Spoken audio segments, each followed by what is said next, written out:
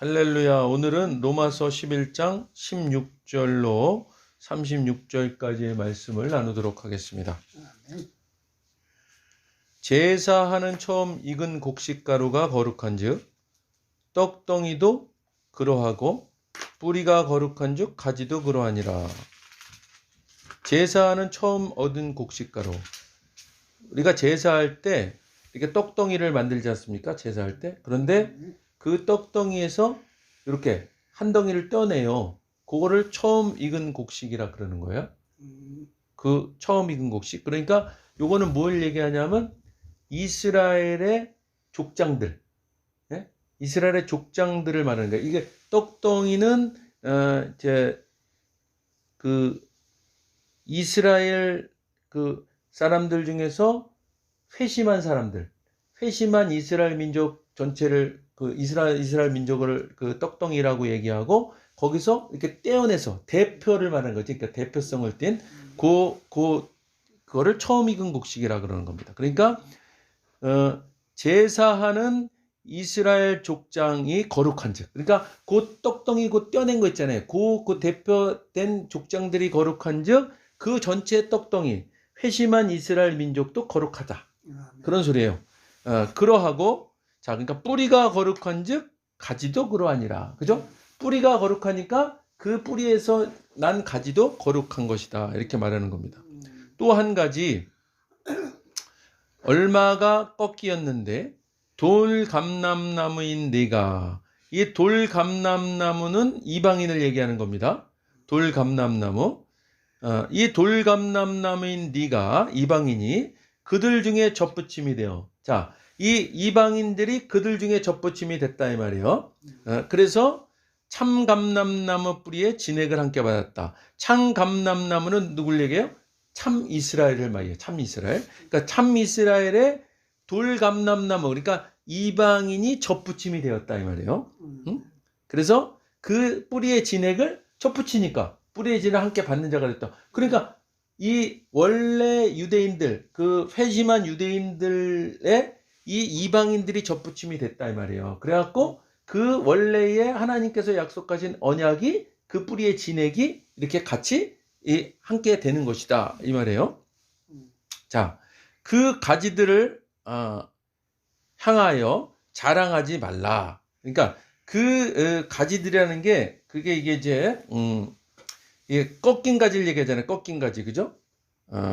그러니까 뭐예요? 그 원가지에서 벗어난 유대인들을 얘기하는 거예요. 그 가지들을 향하여 자랑하지 말라. 그러니까 그 자랑할지라도 네가 뿌리를 보존하신 것이 아니요 뿌리가 너를 보존하는 것이니라. 자, 그러니까 이제 이방인들이요, 그 유대인들이 이제 그러니까 꺾인 가지들이 있는 거 아니에요. 꺾인 가지들이. 그러니까 그 꺾인 가지들이 그 꺾인 가지들이 있는 걸 갖고 이제 그 이방인들이 자기들이 이제 선택받았다. 자기들이 선택받았다 그러면서 자기들이 이제 으쓱으쓱 되는 거야. 자랑하는 거예요. 그러니까 그렇게 자랑하지 말라.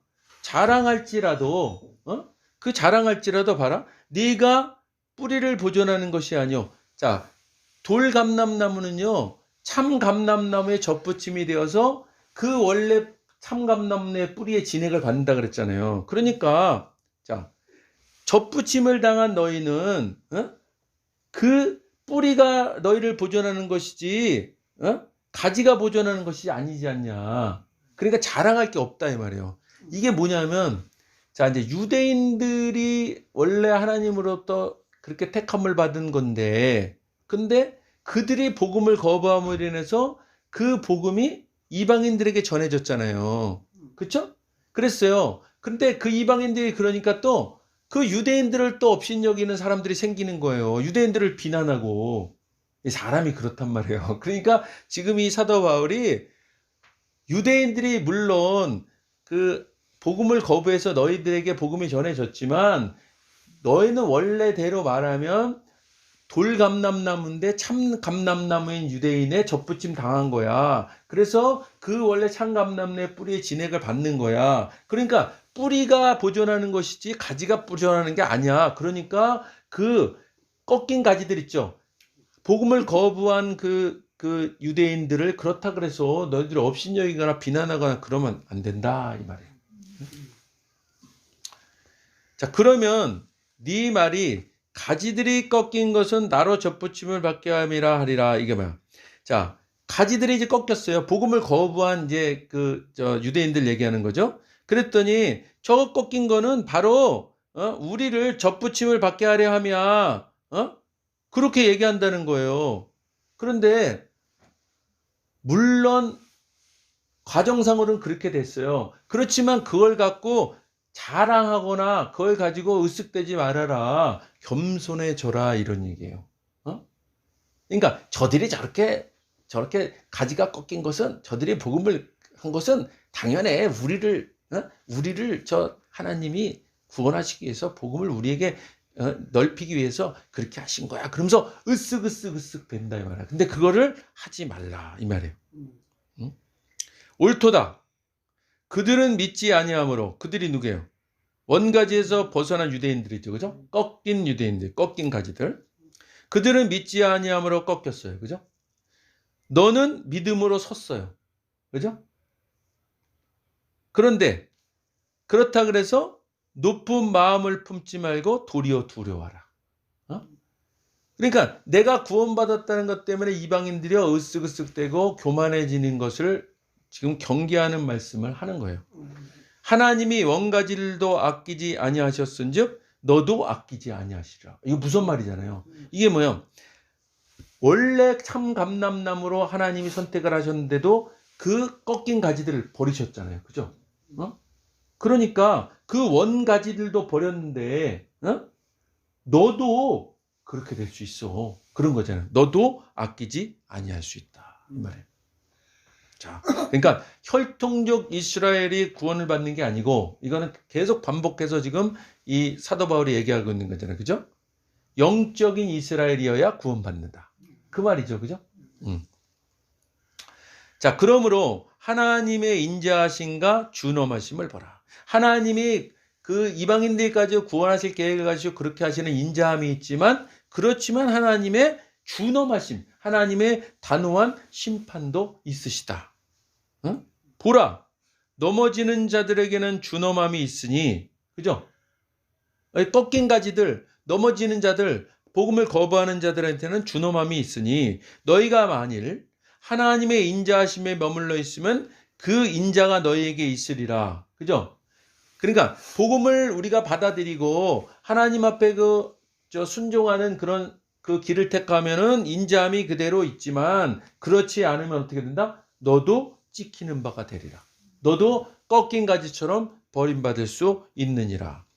그들도 믿지 아니하는데 머무르지 아니하면 접붙임을 받으리니 이는 그들을 접붙이실 능력이 하나님께 있음이라. 접붙이실 능력은 뭐야? 하나님께서 하시는 거란 얘기예요. 응? 믿지 아니하는데 머무르지 아니하면 접붙임을 받는다. 그러니까 지금 믿지 아니하는데 머무르지 아니하면 그랬어요. 그죠? 그러니까 믿지 않으면, 믿지 않은데 아니라 믿으면, 그죠? 믿지 아니하는데 머무르지 아니하면, 그러니까 믿으면 접붙임을 받고, 그죠? 그렇지 않으면 접붙임을 못 받는다. 근데 그 접붙임을 하는 그것이 뭐야? 하나님의 능력이다. 이게 모든 게 은혜다라는 것을 계속 강조하는 거죠. 네가 원감람나무에서 찍힘을 받고, 자, 이방인들이요 원감람나무. 그러니까 자, 아까 복음을 거부한 유대인들은 참감람나무에서 찍힘을 받은 거예요. 그죠? 참감람나무에서 가지가 꺾였잖아요. 근데 지금 이방인들은 원돌감람나무. 그러니까 이방인들은 돌감람나무잖아요, 원래. 근데 거기서 원래 이방인들은 예수를 안 믿는 거예요. 복음을 안 받아들이는 거예요. 근데 거기서 가지가 꺾여서, 그죠? 거기서 찍힘을 받아서 본성을 거스렸어. 그러니까 이 사람이 복을 받아들였다는 얘기예요. 그래서 좋은 감람나무에 접붙임을 받았다 이 말이에요. 그러니까 원돌 감람나무에서 찍힘을 받은 자들이 어떻게 된 거예요? 좋은 감람나무에 접붙임을 받았다. 자, 원가지진 이 사람들이야 얼마나 더 자기 감람나무에 접붙임을 받으랴. 그죠? 그러니까 참 감람나무인 자들은 원래 그 참 감람나무잖아요. 그러니까 이들은 얼마나 더 그죠? 하나님께서 계획하신 그 복음의 그 구원의 일정이 있지 않겠냐. 그 말이에요. 그죠? 그러니까 자랑할 게 없다. 또 이방인들을 구원한다고 하나님 계획을 얘기하시고 이방인들을 구원하니까 이방인들이 또 교만해진다 이 말이에요. 그러니까 그렇지 않다라는 것을 얘기하는 거야. 형제들아, 너희가 스스로 지혜 있다 하면서 이 신비를, 그러니까 지금 이런 그 원감람나무, 참감람나무, 그죠? 이런 걸 접붙임 이런 걸 얘기하면서 이게 신비롭잖아요, 사실. 이런 과정을 통해서 이방인을 구원하셨다. 그리고 그렇다고 해서 참감람나무를 버리신 것이 아니라 그 구원 계획은 반드시 이루어진다. 이런 신비가 너희가 모르기를 내가 원하지 아니하느니 알아야 된다 이 말이죠. 자, 이 신비는 이방인의 충만한 수가 들어오기까지 이스라엘의 덫은 우둔하게 된 것이라. 이게 뭐예요? 자, 이런 과정을 통해서, 자, 원래는 참 감람나무의 유대인들을 구원하시려 그랬는데 그들이 복음을 거부했어요. 그래서 가지가 꺾였어. 그들은 버림받았어. 그런데 그러므로 인해서 돌 감람나무인 이방인들이, 그죠? 이방인들이 이제 그 중에서 원래 원돌 감람나무는 원래 하나님을 거역하는데 그들 중에서 꺾임을 받은 자들이 이제 참 감람나무인, 그죠? 유대인에게 이제 접붙임을 받은 거예요. 그래서 그 뿌리의 진액을 받아서 구원을 받았는데 이런 일련의 일들이 뭐냐면 이방인의 충만한 수가 들어오기까지. 이방인의 충만한 수, 이게 뭐야? 이방인의 충만한 수라는 건 우리가 복음이요 열방에 전해져야 예수님이 재림하신다 그러잖아요. 그런 것처럼 모든 민족에게 복음이 충만하게 전해질 때까지 이스라엘이 덫은 완악하게 된 것이라. 그러니까 하나님의 계획이라는 것이 뭐냐면요, 이방인에게 모두가 복음이 전해질 때까지 그들이 완악하게 하는 것을 하나님께서 그렇게 허락하셨다 이 말이에요. 그러니까 이 모든 게 뭐예요? 모든 사실은 열방을 구원하시고자 하는 하나님의 그 인자하심의 계획인 것이다. 그죠? 자, 그리하여 온 이스라엘이 구원을 받으리라. 그죠? 온 이스라엘이 구원을 받으리라. 그러니까 이 온 이스라엘이라는 것이 사실은 모든 이스라엘 백성들이 다 구원받는다 그런 말이 아니에요. 이스라엘이 처음에 하나님께서 참 감람나무로 선택했다 그래서 다 구원받는 건 아니고, 이것은 어떻게 해석하는 게 맞냐면 아주 상당히 많은 그 수의 유대인들이 회심하게 된다 이 말이에요. 그러니까 지금 이스라엘 유대인들이 지금 하나 둘씩 지금 이제 예수 그리스도를 메시아로 그저 인정하면서, 그래서 그들을 메시아인 줄 알았는데, 그렇게 그 예수 그리스도를 인정하는 사람들이 점점 늘어나잖아요. 그게 이제 점점 늘어난다. 그게 예수님 오실 때가 된 거예요. 그러니까 그런 일들이 이제 일어난다. 기록된 바 구원자가 시온에서, 이 시온이라는 것은 예루살렘을 얘기합니다. 구원자가 예루살렘에서 오사 야곱에게서 경건하지 않은 것을 돌이키시겠고, 이 야곱이라는 것은 이스라엘을 얘기해요. 이스라엘 얘기할 때 야곱을 그냥 야곱이 이스라엘의 이제 족장으로 그렇게 하니까 대표성을 떼서 야곱이라 그러지, 사실은 이 이스라엘 얘기합니다. 그러니까 구원자가 예루살렘에서 오사 이스라엘 민족 전체에게 경건하지 않은 것을 돌이키게 한다. 그러니까 이스라엘 민족들이 회심하고 돌이키는 일이 일어나게 하신다. 내가 그들의 죄를 없이 할 때에, 그들의 죄를 없이 한다는 게 뭐야? 하나님께 돌이켰을 때 은혜로 구원받는다 이 말이죠. 그죠? 그렇게 했을 때 그들에게 이루어질 내 언약이 이것이라. 자, 이스라엘의 구원이 이것이다 이 말이에요. 자, 복음으로 하면 그들이 너희로 말미암아 원수된 자요. 그러니까 이게 뭐냐면요. 유대인들이 복음을 거부해서 하나님과 적대 관계에 있지만, 그렇지만 그것으로 이방인에게 복음이 전해졌다. 자, 택하심으로 하면 조상들로 말미암아 사랑을 입은 자라. 자, 택하심으로 하면 그 조상들에게 하나님께서 약속하신 이스라엘에 대한 언약이 있었잖아요. 그죠? 그 사랑을 입은 자들이다. 자, 하나님의 은사 부르시면은 후회하심이 없으시다. 하나님께서 이스라엘을 향한 구원의 그 언약, 그죠? 그 신실하심은 결코 후회하심이 없다는 것은 결코 그것이 뭐 바뀌는 일이 없다. 너희가 전에는 여기서 너희는 뭐야? 이방인들이 전에는 하나님께 순종하지 아니하더니, 자, 그렇죠. 이방인들이 하나님께 순종하지 않았잖아요. 그죠? 그런데 이스라엘에 순종하지 아니함으로 인해서 그들이 긍휼을 입어서 구원받게 된 거예요. 그죠? 네. 이와 같이 이 사람들을 누구예요? 유대인들이죠. 유대인들이 순종하지 아니하니 이는 너희에게 누구예요? 이방인에게 베푸시는 긍휼로 이제 그들도 누구예요?